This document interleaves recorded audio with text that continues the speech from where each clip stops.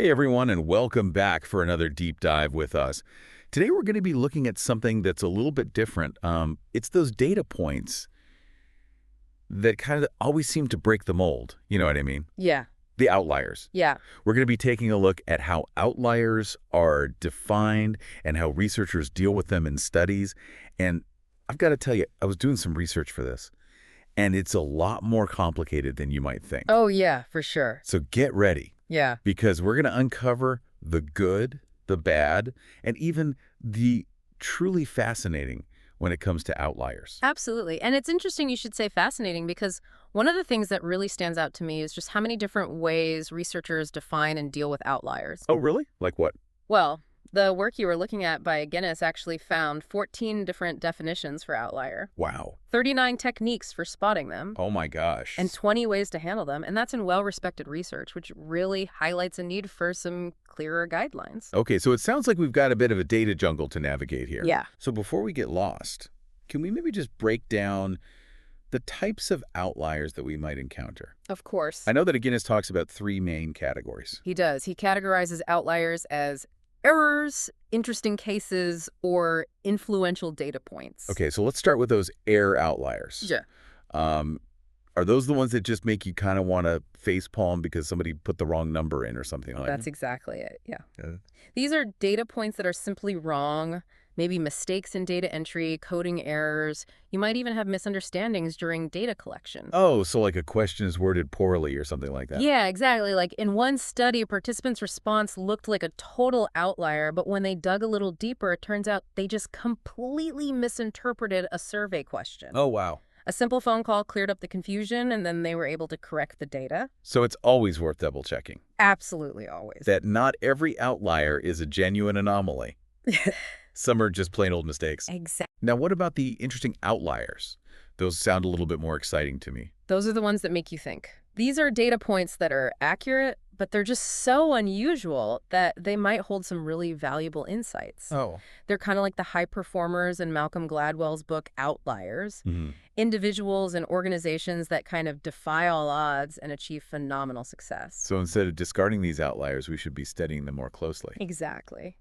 Think about a study on mergers and acquisitions that focused on the extreme cases, both the huge successes and the dismal failures. Oh, interesting.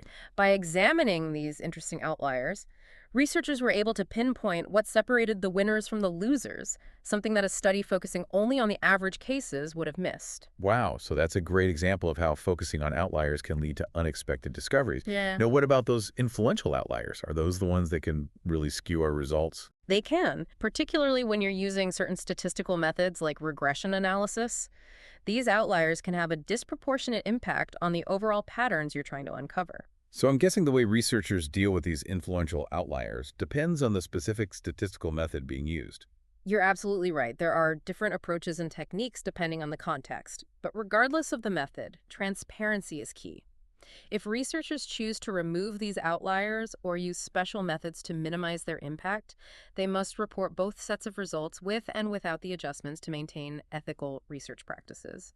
This allows others to evaluate the findings and understand the impact of those decisions. So transparency is crucial. Absolutely. No data manipulation shenanigans allowed.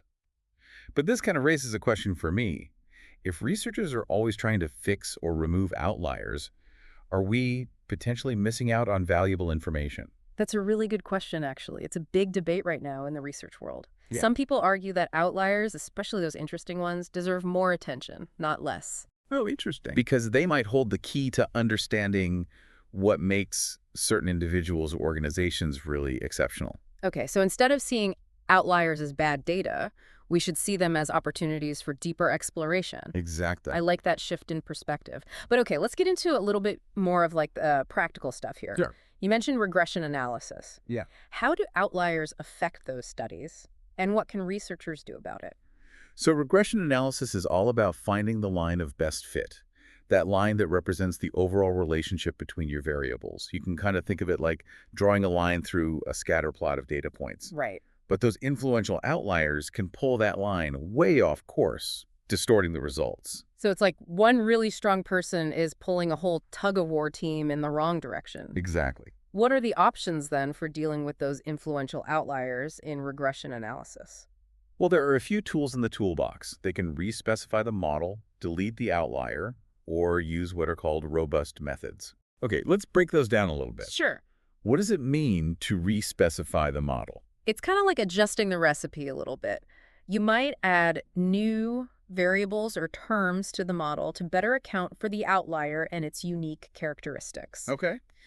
For example, if you're studying job satisfaction and performance, you might add a variable for work-life balance to see if that explains why a high-performing individual is also deeply dissatisfied. So instead of just trying to eliminate the outlier, you're trying to understand why it's different and incorporate that information. Exactly. Okay, I see. That makes sense. Yeah. Now, deletion sounds pretty straightforward. Yeah. You just get rid of the outlier from the data set, right? Pretty much. It can be controversial, though. Oh, how so? You have to be really careful about deleting data points because it can introduce bias into your results. Right. It's like you're sweeping the problem under the rug a little bit. Exactly. So when is it okay to actually delete an outlier? It really depends on the context.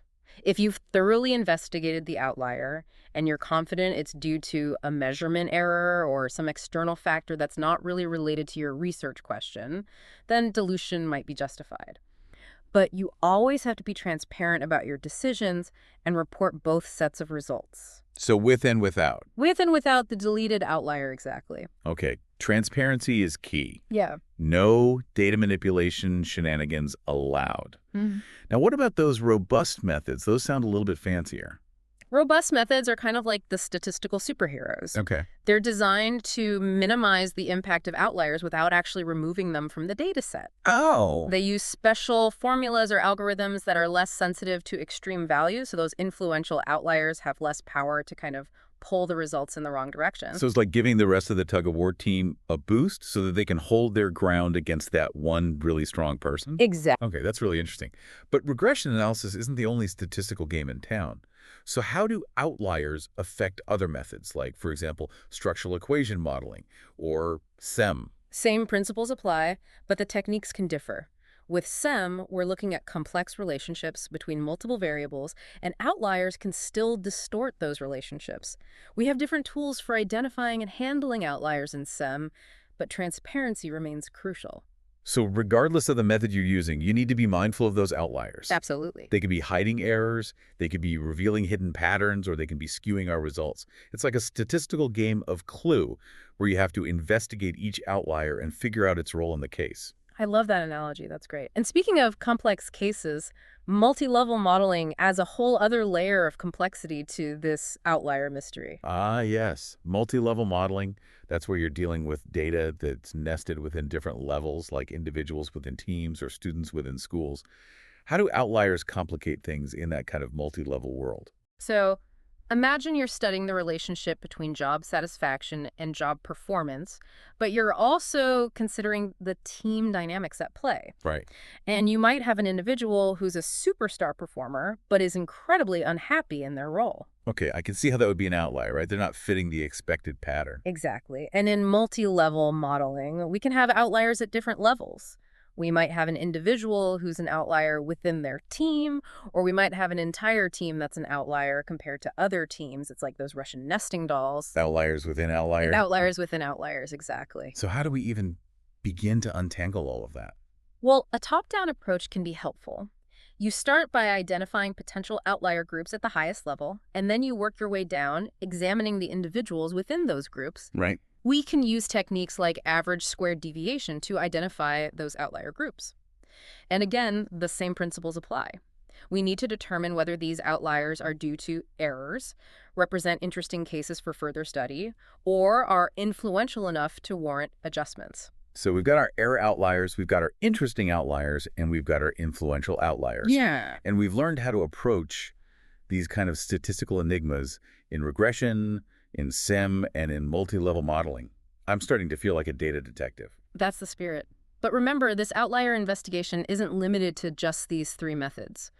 Guinness's research uncovered a whole toolbox of definitions, identification techniques, and handling methods for other statistical approaches as well. Wow. It's a vast and ever-evolving field. So it seems like the key takeaway here is that outliers are just an integral part of the data landscape.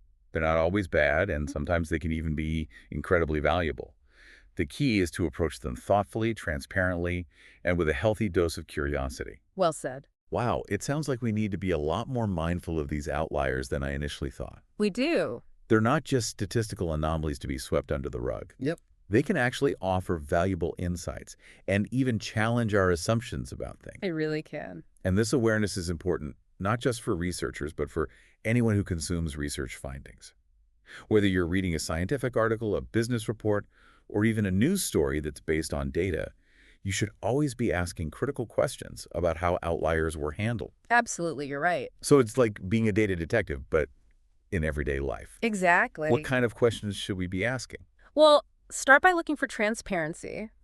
Did the researchers mention outliers at all? Okay. How did they identify them and how did they deal with them? Did those decisions actually affect the conclusions?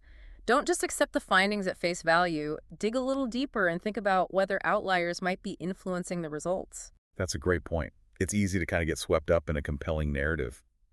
But we need to be critical thinkers and consider alternative explanations. Precisely. And this whole outlier mindset can extend beyond just data analysis and into how we view the world around us. I love that idea. So it's not just about numbers then, it's about challenging our perspectives in all aspects of life. It is. Think about those individuals who kind of challenge the status quo, who break the mold and achieve extraordinary things. They're often seen as outliers, but they're really the ones who are driving innovation and progress. They are. That's a powerful thought. What if we ourselves are outliers in some way? Yeah. What makes us unique and different from the norm? What can we learn from those experiences? Those are great questions to think about. Perhaps our own outlier experiences, those times we've deviated from the expected path, are the very things that have shaped us and led us to where we are today. This deep dive into outliers has been a real eye-opener for me. It's not just about statistics. It's about embracing those things that make us stand out, both in data and in life. Well said. I think that's a great point to end on. So the next time you encounter an outlier, don't just dismiss it as an anomaly. Take a moment to consider its story, its potential, and the unique perspective it might offer. And who knows, maybe it even holds the key to unlocking a new discovery, or a hidden truth, or even a path to your own extraordinary success. That's a wrap on Outliers for today. Until next time, stay curious and embrace those data points that dare to be different.